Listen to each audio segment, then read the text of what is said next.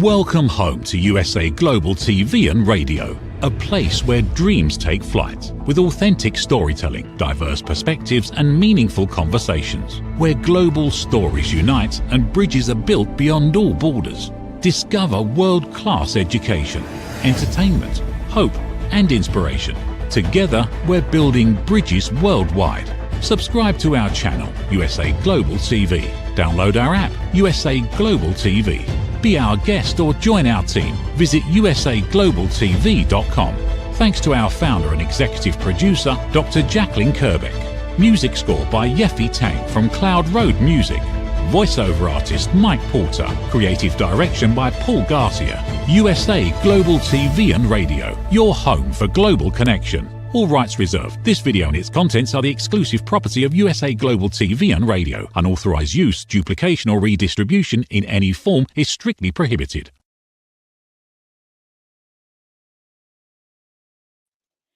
Welcome back to Royally Confidential, the show that takes you behind palace gates, through leading headlines and highlights places and people, the real gems of London and the UK. We're spotlighting the wonders that make Britain really unforgettable while giving our waning tourism industry a much needed boost. I'm your host, Helena Chard, broadcast journalist and royal expert based right here in the heart of London. And today's episode is a right royal dressing up. And joining me as always from across the pond is the talented, luminous, award-winning author, humanitarian and creative, a real great spark and inspiration to all. Let's welcome Diann Floyd Boehm to the show. Hello. Hey. Hi. Thank you for that beautiful intro. At first, I wasn't quite sure who you were talking about. You as always. You are so talented, Diann, and the most amazing books. And it's great that you're going to meet Claire Copleston shortly, who is our guest for today, who will be coming on a bit later in the show. Another talented author and a woman that's, is amazing at everything she does. So lovely to see you. I think let's just kick off with a fun fact. I think is what we always do, isn't it? So, yeah. Okay, Diann, brace yourself. This is quiz time. Oh dear. So, which of these iconic landmark buildings is taller? So we've got London's infamous Big Ben. Okay, that's tall. And we have also, or the USA's Statue of Liberty. Oh my goodness. What do you think? Quiz time. I've seen both of them. They're huge. So I'm going to go with the Statue of Liberty. Dun, dun, dun, dun. Dun, dun, dun. On this occasion, unfortunately, do you know there's not much in it? So you're half a winner, I'd say. So the Statue of Liberty is actually 93 meters, which is 305 feet, sorry. And the Statue of Liberty is the Statue of Liberty is 93. So Big Ben is 96. So there's really very little difference between it, which is amazing. So it's pretty incredible, really. But just to say that, just a few little facts, that Big Ben is actually the name of the Great Bell, which is inside, in fact, the Elizabeth Tower. So we address the whole thing really as Big Ben, but it is the Elizabeth Tower and Big Ben, not, if you get that. It's based in Westminster and it represents British culture, history and tradition. And obviously the Statue of Liberty is on Liberty Island in New York Harbor and represents freedom, democracy and opportunity. So there you go. That's a very interesting fact about the bell. I did not know that. That is actually Elizabeth Tower and Big Ben. Yeah. I don't think most people would know about it. And of course, if we just said the Elizabeth Tower, no one would know what we were talking about. So but we all know Big Ben. Yeah, absolutely. So, Diann, today we're going to be diving into the world of royal fashion and exploring all the fascinating stories and particular dress codes worn by the royal family, their staff and guests. I'm so excited. Yeah, but to begin with, let's touch on this month's state visit from the US to the UK. I think we should spotlight it. This is the official state visit. And obviously a right royal dressing up is exactly what you'd expect from a state visit to Windsor Castle. Did you see it? Absolutely. And I've watched it again on YouTube, and you guys know how to put on a show. It was amazing. And I want to know what those horses eat. They're the most beautiful horses in the world. Aren't they? I mean, they really are. Oh gosh, they're kept so well. And they're just like, I mean, I know that we always love talking about connecting the UK and the US. And it's certainly, shining a light on all these wonderful, wonderful events. What did you think? Now, I'm talking about fashion. So obviously the President and First Lady of the United States, it was a real grand affair and pomp and ceremony and hospitality and all the guards of honor and all the fun things. And I think Trump must have been feeling very proud and special, which is great news. I mean, I've got some little snapshots of things which I think worked well, as in clothing wise. I think really it's the banquet, which is the perfect setting, is Windsor Castle for the banquet. And obviously everyone was wearing these special outfits, and you've got the traditional royal outfits that I think are always quite suited to the events. And I think my favourite was the Princess of Wales. She wore that long sleeve mock beautiful gown. Wasn't it beautiful? Philippa Lepley, and it was like intricate gold lace detail, along with the lover's tiara and everything. And we had Prince William with his standard Windsor tailcoat and all his formal decorations. And I'm bringing in about male fashion because my male friends always say, "Oh, you always talk about women's fashion and you never talk about the men's fashion." So, on these official state banquets, you will always have the official outfit, which tends to be that Windsor tailcoat. Have we got picture 1 and 1.1 to show just the look? We've got those. And which look would that? Who's wearing those clothes that we're going to be seeing? So 1 and 1.1. That's Prince William and Princess Catherine. So that one we're showing. As it was showing, I've actually lost the view, so I do. Okay, no, we're looking right at it. Yeah, so it's really, I just think, Princess Catherine's outfit, I just love that dress. The shape of it is very much like, I think, her wedding dress, in fact, but I think she looked absolutely beautiful. Gorgeous. She would look pretty in a paper sack, but she's stunning. And I'm a lace girl. And did they make that in my size? As if I could afford it. And obviously, King Charles as well was wearing his formal, white tie as well, which is the same with royal decorations and miniature medals. And we had Camilla in her blue Fiona Clare outfit. Trump was in a formal black sort of tuxedo tails, and then we had Melania in her yellow dress. Yes, yellow dress with lavender belts. And we actually have a picture as well, it's showing. Oh, brilliant! And that's, I have to say, Melania's. I don't know what to say about Melania's dress. I'm not sure where it's from. I mean, she certainly stands out. She's got off the shoulder dress, and it's bright yellow and the lavender belt. But I think the thing that really stands out about that picture as well is the silent message that you can get, and it's obviously Ukrainian colours. Melania's wearing the yellow, and you've got Camilla in the blue, and it's almost like a subtle message. And I think that's always quite clever how the royal family do that. It is extremely clever. And so I have to say, even though I love Melania very, very much, that would not have been my choice of yellow dresses for her. Yeah, because she has such a gorgeous figure, and I don't think the dress did justice to her beautiful figure. That's what I think too, and it's a complete designer dress. I can't remember who made it, but it sort of somehow look designery. But there you go, such is life. And I just think let's just show number 3, which is a photograph, and it's the banquet photo of the of the day for me. It went viral and was really quite funny. I think it's really a caption competition, this one. I did not see that. Oh, I mean, it's funny, isn't it? I personally, being a photographer, I would have loved to have captured that, because it's got all that funny little expressions. It's quite sweet. Yeah, I think it's great. Oh, absolutely. So now moving on, so more on the subject of royal dressing up, dress codes.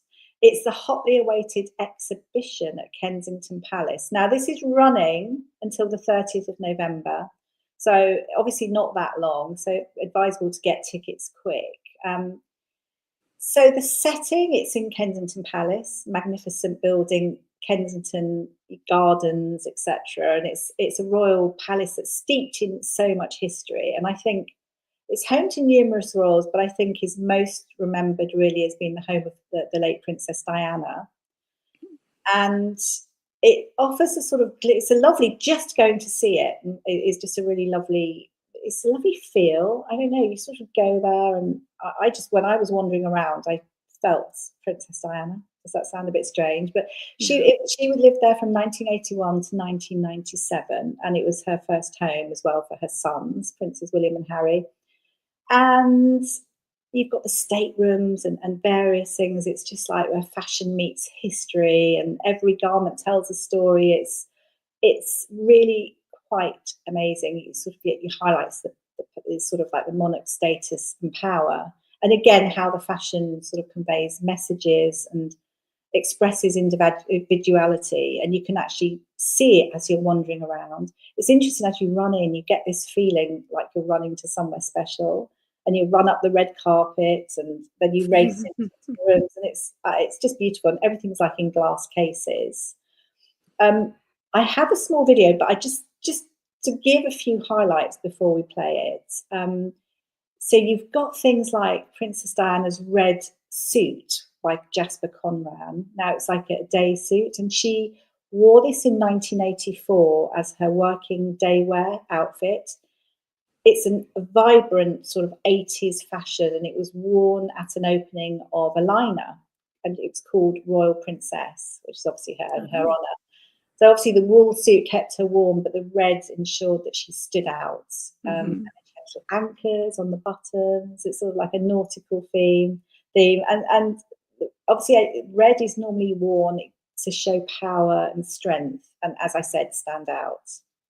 And you've got, moving on as well, you've got Princess Diana's evening dress by Bruce Oldfield, and that's 1986, and she wore that to Saudi Arabia. Twinkly, but it has a high neckline and long sleeves, obviously for Saudi Arabia culture. And the most exciting, and we will see the video shortly because it's not so good when I'm talking, is the iconic green silk velvet tuxedo dress, which I think I love personally. And this is Catherine Walker, 1995. And she wore this to private family and sort of formal dinners.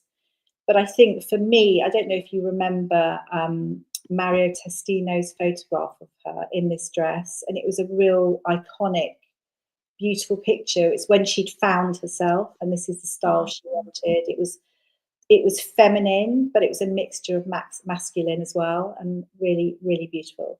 And you've got various things, Duke of Windsor and suits and tartan, Scottish tartan, and Princess Margaret's funky outfits. Let's show the video. And I have to say, I'm mentioning all of this. I can't see the video at the moment, but I'm hoping that everyone else can. And you'll see in there the dresses I've talked about. And just before, there's also Queen Victoria's mourning dress, which is quite amazing. And it showed her black bodice and skirt and everything, a symbol of the Queen's grief, that she actually, after her husband's passing in 1861, she wore it for over 40 years. Oh my goodness. So, which is incredible. And what I would say about going to this exhibition, you really see how tall everybody is, how thin everyone is, how short. For instance, Queen Victoria was 4'8" and probably was just as wide, had a huge gap. So that was really fun to see. So if we're able to watch that video, that would be great. Here it comes.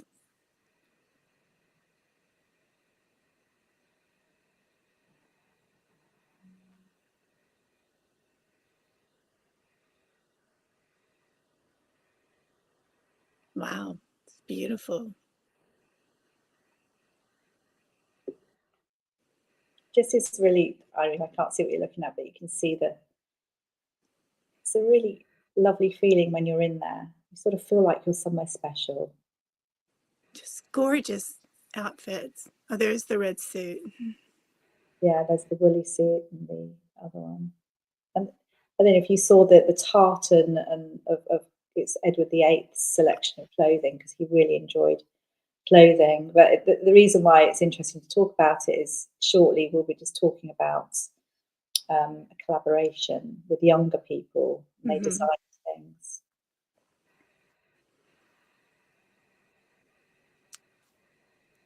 So we're looking at the gorgeous red dress that Princess Diana wore. Oh, here's Queen Victoria's dress. Honestly, it's quite funny. She looks so short and so wide. She had lots of little pockets in those corsets, and you learn a lot about people from all that time ago. She had millions of pockets. That is funny. She's the one, isn't that helped make the brooches very popular? Yeah. Yeah. I think you're right. Absolutely. Cameos, to be specific, I believe. Yeah, she's a very strong woman, and actually, her style of clothing really resonated with lots of younger people who were also part of this exhibition. Well, just to share with you real quick, the connection again of your beautiful country and how it empowers fashion in America is that I actually have cameos from my great-grandmother and my grandma and my mom, all because they wanted to have cameos like the Queen. Ah, I love that. Cameos are still very big here in America, especially the brooches. Excellent. I actually wasn't so aware of that, so that's good. There we go. Connection, love it. Yes. So we've seen that video, haven't we? We've seen that video, brilliant. So another part of the exhibition, which I actually found almost even more fascinating, because these artists are so talented. It was a collaboration with young producers, and they were aged 14 to 17, working with the fashion and sort of music industry professionals to create new designs inspired by these royal ceremonial dress collection. And so it was like modern interpretation, I guess, of everything. And they used audio and various things. And there was one particular girl called Helena. I remember that because my name is Helena. She was really intrigued with Princess Diana's femininity, and also I think Queen Victoria. It's like the fascination with a little bit of a male feel as well, strength. She was saying then they weren't sort of frightened to restyle masculine cuts, and she actually then produced this amazing, wonderful outfit which was themed on the breasted dress that Diana wore, the Mario Testino picture one. And if we've got the video to show, which I will not be able to see, but you are my eyes, Diann. You'll see as we go through, and there's some writing on the video, which is good. Maybe it could be read out. They've used various things, like so with King Edward VIII, sorry, because not king. The tartan trousers, a wonderful outfit was made. Queen Victoria's black outfit, again, a wonderful, bold outfit was made. But as I mentioned, it was this wonderful green outfit, which she brought in her culture, Helena, which is West African. And she used the cowrie shells. Now, cowrie shells are traditionally used in West Africa to emphasize female wealth and power. So it'd be great if we can show video 5, I think it is. Here it comes. Yay.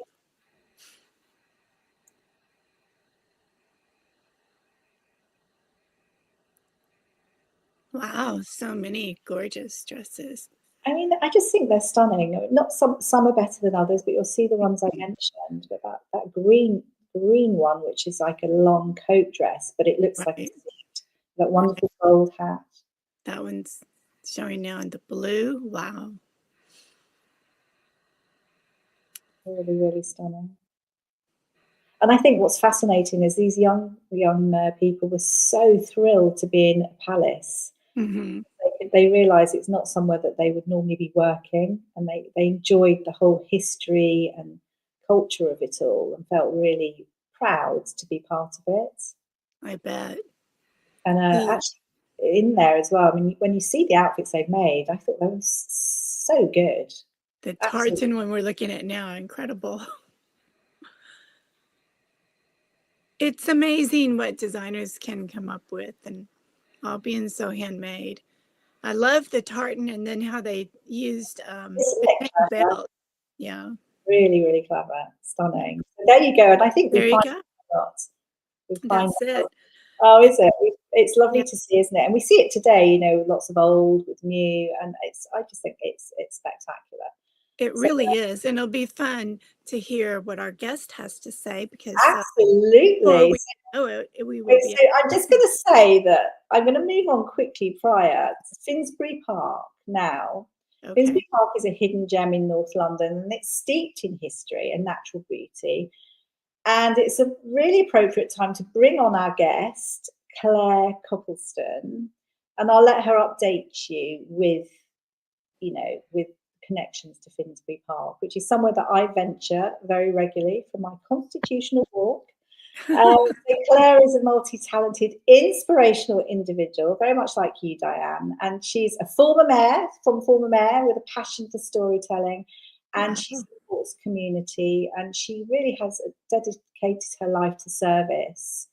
And I think let's bring CLARE out. She is here. Welcome to the show, CLARE. Welcome, CLARE. Thank you so much for coming to join us. Good evening, ladies. Thank you so much for having me. I'm so excited. Oh, and first of all, I have to say, only I know this, big congratulations. It is CLARE's 25th wedding anniversary today. Thank you. That's special. Incredible. It's a special one. It is. It is really special. And I just, everything about you and your family and your, I don't know, is it silver? Is it the silver? Is that yes. The 25th wedding anniversary? Yeah, amazing. Anyway, so CLARE, you're an author and storyteller, thought leader. You've written you've written a few books, but your newest book, if you're able to share with us, that would be fabulous. Yes, of course. So I became a grandmother, and I have a little grandson called Luca, and he loves to read. And I wanted to do something that would not only inspire him and other children around his age, but also provide a little bit of a legacy and something that maybe one day he could then read to his children and so forth. So I decided to write a book. But it's a little bit about some of the memories that I hold dear to me from my childhood.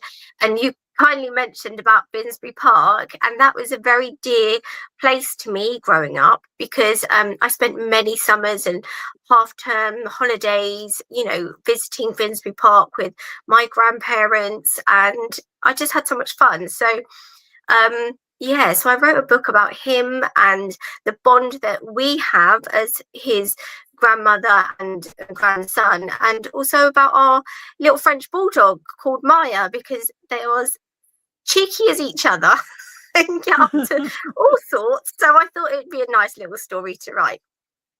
It's beautiful, and the cover is absolutely gorgeous. That's lovely. Luca, Maya and the Naughty Squirrels of Finsbury Park.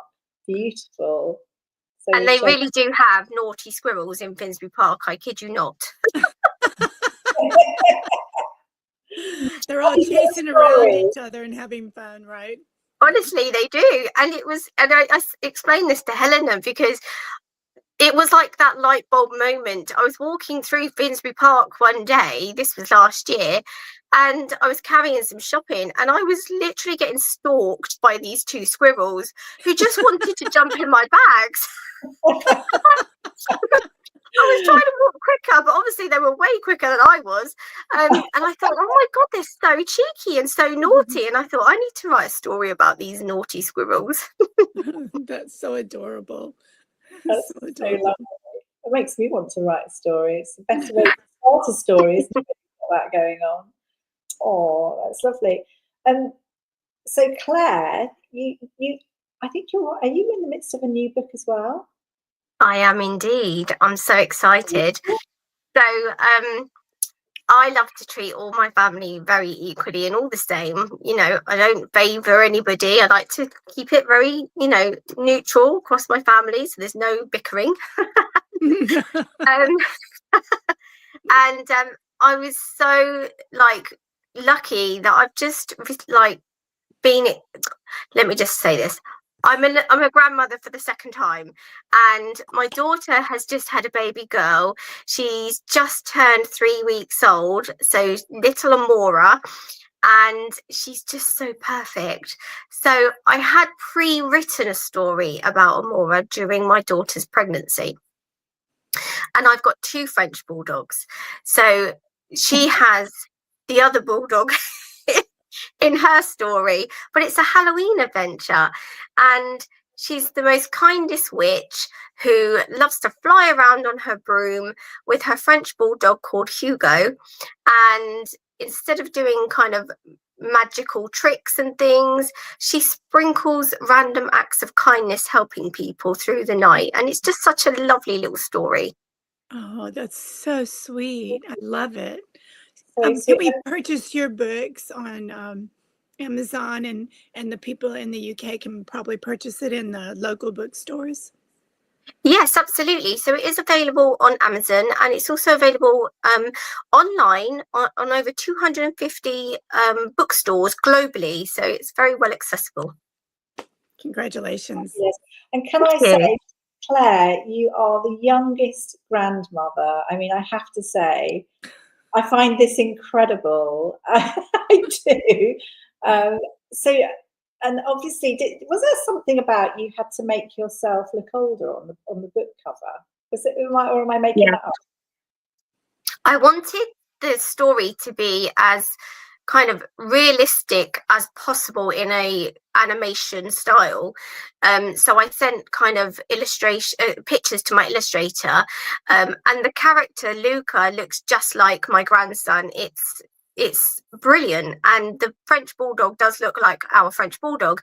However, we was back and forth in discussion, and when I saw the image that's supposed to be me, I thought, okay, I've aged about 30 years and I've got a bigger waist. I thought that does not look like me, and we discussed it, and it was kind of advised if it was to look like me, it might be a little bit confusing when people are trying to think about the bond between a grandparent and the grandson, because I actually looked like Luca's mother.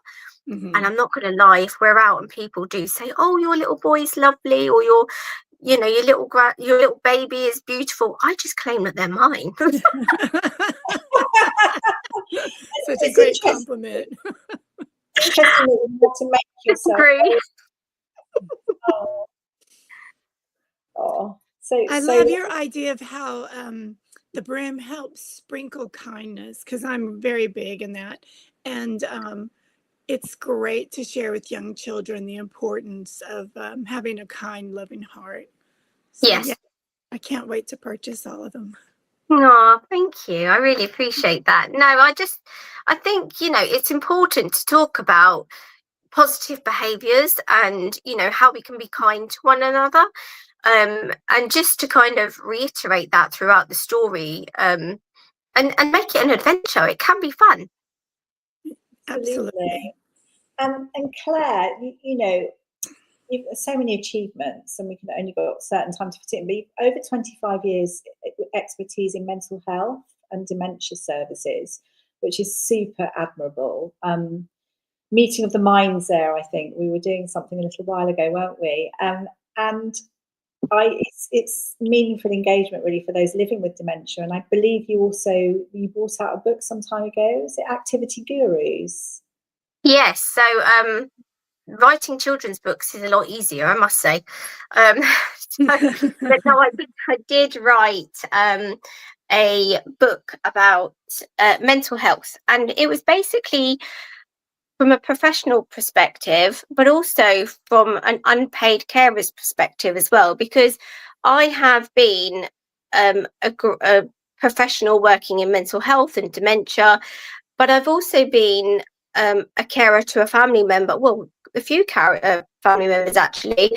And it's a very different experience.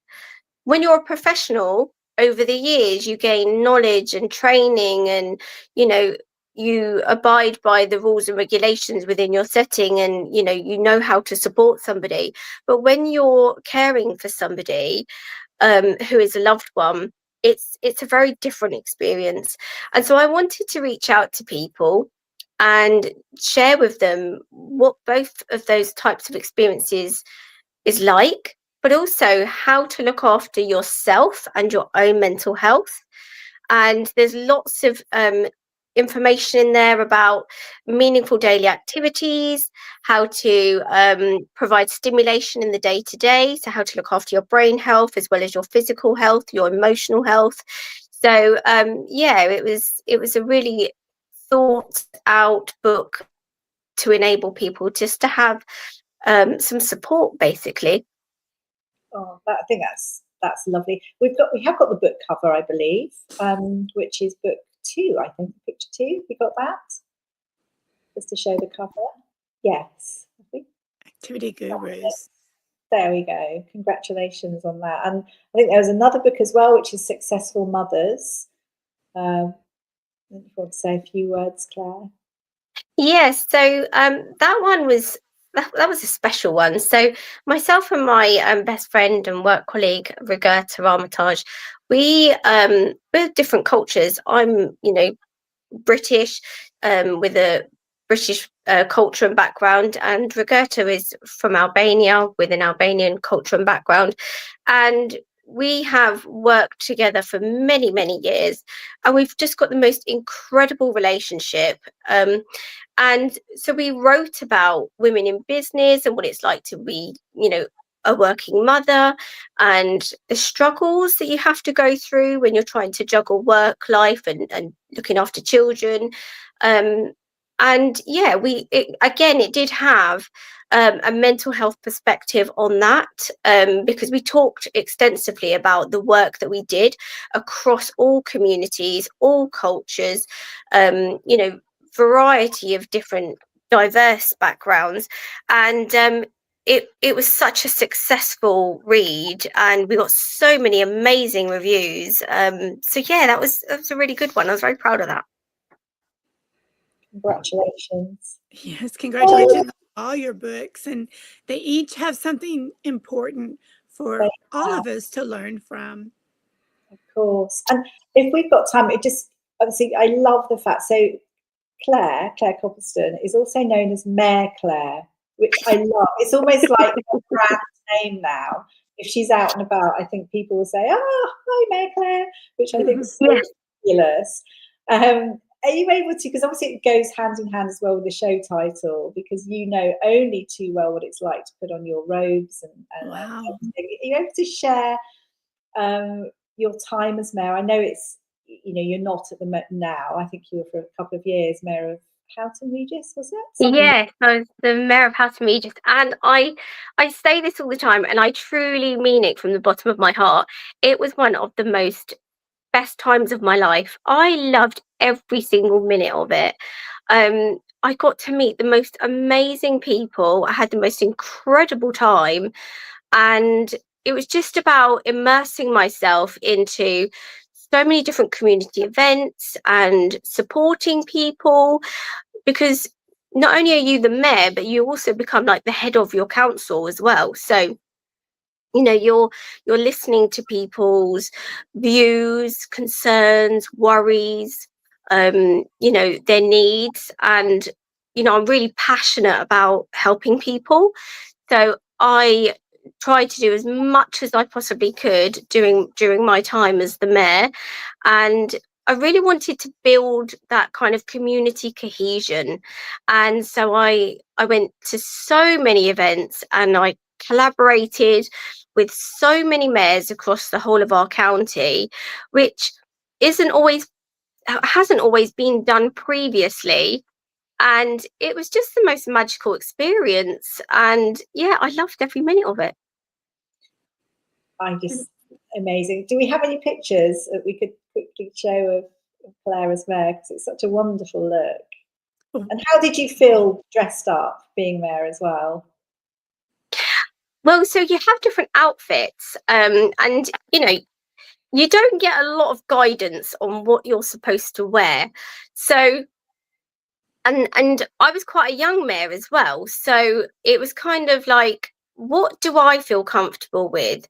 I champion dignity and kindness in all that I do, both, you know, in this country and globally. I've been an advocate and a, you know, promoter of this for many, many years. So I always like to make sure that I, you know, come across dignified in how I dress. And you spoke about Princess Kate earlier, and I mean, I just adore her, and she always looks absolutely stunning and like just so classy and just beautiful.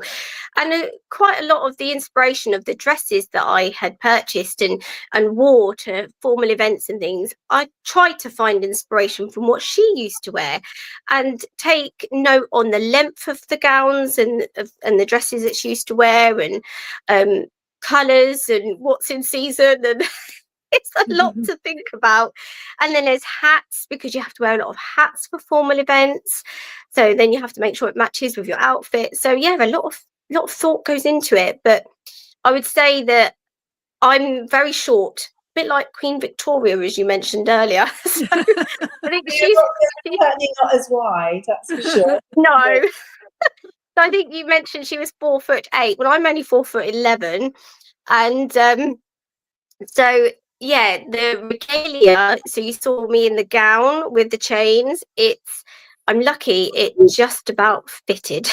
But it was brilliant. I mean, I did wear heels all the time, I'm not going to lie, but it's very heavy, and it's just the most proudest experience every single time that you put it on, because it's a piece of history that dates back to when the very first mayor of Houghton-Regis, you know, was selected. So that's been passed through all of the generations, and you feel that sense of historic nostalgia, and it's just the most amazing feeling. And you know, you just don't want to move, you don't want to you don't want to touch it. Oh my god.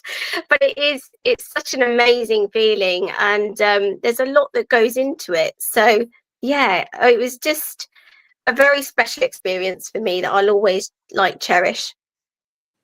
I love that. Thank you so much for sharing that with us. Yes, it's such an honor. And it is. My father is mayor, but in Cyprus. But in Cyprus. Interesting. Yeah. Different place. But it's been so interesting. I mean, I have to say, you've got there's so much many stories that I know that Claire could share. And I'm sure you will on our show and other shows. Absolutely. And I just want to say, you mentioned hats, and over here in America, at least all my friends were all like, why can't we wear hats all the time? So I wear hats on Sunday to go to church, and bringing it back, and several women have started wearing hats, and I go in your grandma's closet or your mom's closet. So like, I have several of my grandmother's hats along with my mom's now, and so it's like they're with me. So I can't even imagine when you put on that historical cloak, those feelings you have of history, just you know, feeling it in your soul. And I know we have to close in a second, but I just wanted to tell you, it's just such an honor to have you. I hope you Thank you. And it's an honor to be in the presence of both of you. But I'm not going to lie, Diann, I do love a hat too. So we definitely have to get those hats out more often. We do. I just add that I love a tiara. Okay? Oh, yes. Hats, but I'm going to move on to the tiara. Woohoo! Yes. Who doesn't love a tiara? Absolutely. I've even got sparkles on my shirt today. I love a sparkle. I know, I was admiring it and I thought, oh, I think I'm going to go to the fabric store and buy some sparkles and sew it on some of the colors of my blouses. So you've inspired. Absolutely. But believe it or not, Helena, we have to. We're at the end of the show. Can you believe it? Oh my goodness! And I'm just quickly to everyone, just a reminder to appreciate all the little things in life.